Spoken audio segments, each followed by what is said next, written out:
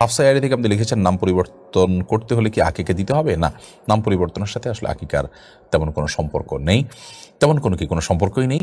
আকিকা মানুষের জন্মের সাথে সম্পর্ক, অতএব জন্মের 7ম দিন বা তৎপরবর্তী সময় যদি আকিকা দেয়া হয়ে যায়, পরবর্তীতে কোনো কারণে নামটা পরিবর্তন করতে হলো, নামটা অর্থবহ নয়, খারাপ অর্থবহ, তাহলে সেক্ষেত্রে পরিবর্তন করবেন, কিন্তু এর জন্য কোনো আকিকার আর প্রয়োজনীয়তা নেই।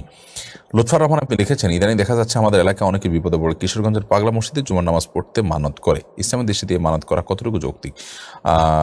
কোনো মসজিদে গিয়ে নামাজ পড়ার মানত করলে তার বিপদ কেটে যাবে, এটি ভুল ধারণা। কারণ হাদিস এরকম কোনো কথা আমাদেরকে বলেনি। বরং আমরা বিপদে পড়লে পৃথিবীর যে কোনো প্রান্ত থেকে আল্লাহ তাআলার কাছে দোয়া করব এবং সালাত আদায় করে সাহায্য চাইব। কারণ নবী সাল্লাল্লাহু আলাইহি ওয়াসাল্লাম ইযা হাযাবা আমরুন ফাজআ সালাত, নবী করিম সাল্লাল্লাহু আলাইহি ওয়াসাল্লাম কোনো বিপদের মুখোমুখি হলে, কোনো সমস্যার মুখোমুখি হলে তিনি সালাতের দিকে ধাবিত হয়ে যেতেন। বিধায় আপনি সালাতের দিকে ধাবিত হয়ে যাবেন। বিশেষ কোনো মসজিদে গিয়ে সালাত আদায় করতে হবে এরকম কোনো বাধ্যবাধকতা ইসলাম আপনার আমার জন্য রাখেনি। বিধায় এই মান্যতটা যৌক্তিক নয়, এটি ভুল মান্যত, এটি করা যাবে না। এবং ওইখানে গেলে আমার সমস্যার সমাধান হয়ে যাবে, সেটি কোরআন হাদিস দ্বারা যদি প্রমাণিত নয়, অতএব মন গড়াভাবে এরকম কোনো ধারণাও পোষণ করা যাবে না।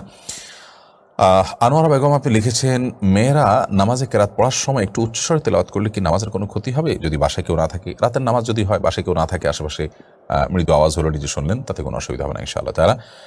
আর জানা শিরিন ইসলাম আপনি লিখেছেন, নামাজরত অবস্থায় আজান কানে পৌঁছালে নামাজ পড়া যাবে নাকি সে অবস্থায় থেমে গিয়ে আজান শেষ হওয়ার পূরণে পড়তে হবে? কোনো অসুবিধা নেই, আজান চলাকালীন নামাজ অব্যাহত রাখা যাবে।